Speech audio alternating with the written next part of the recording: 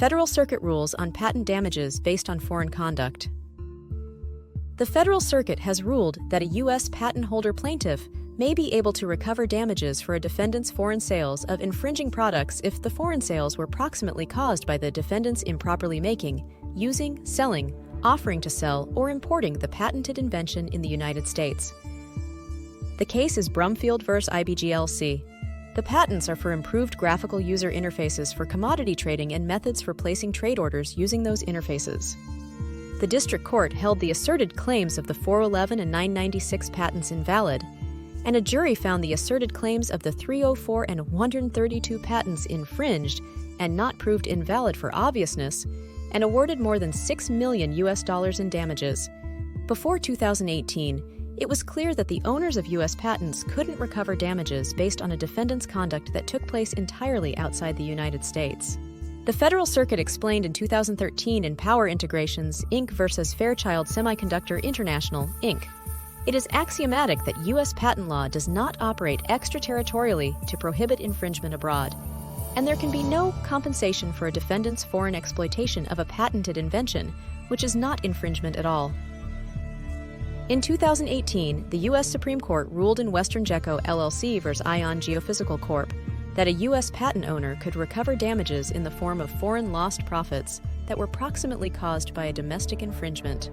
As the Federal Circuit explained in the Brumfield case, Western Geco was the owner of several patents covering systems for surveying the ocean floor by use of sound sending and receiving devices on long streamers towed by ships, where relevant claims required particular features for steering the streamers. As relevant to the Supreme Court decision, a jury found the defendant Ion Geophysical liable for infringement of the patent claims under 35 U.S.C. Section 271 SF 25, where the infringement consisted of Ion Geophysical's domestic manufacturing of components of patent claim systems and its sending of the components abroad to companies that would use them in assembling the overall systems, and then use the systems to compete with Western Geco in selling surveying services to oil companies looking for undersea oil.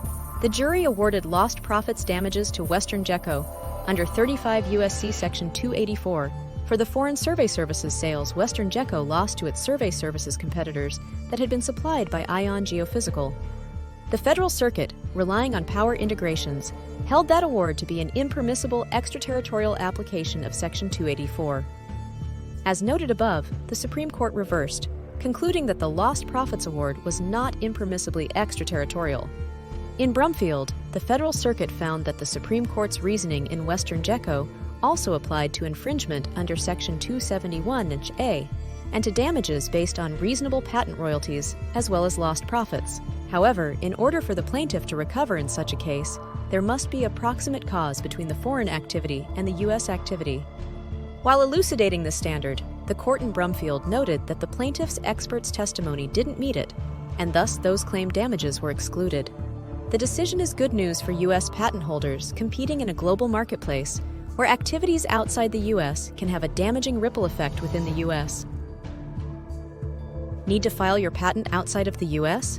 Book an appointment with us at www.aonlaw.com. Aon Law. Unleashing Genius.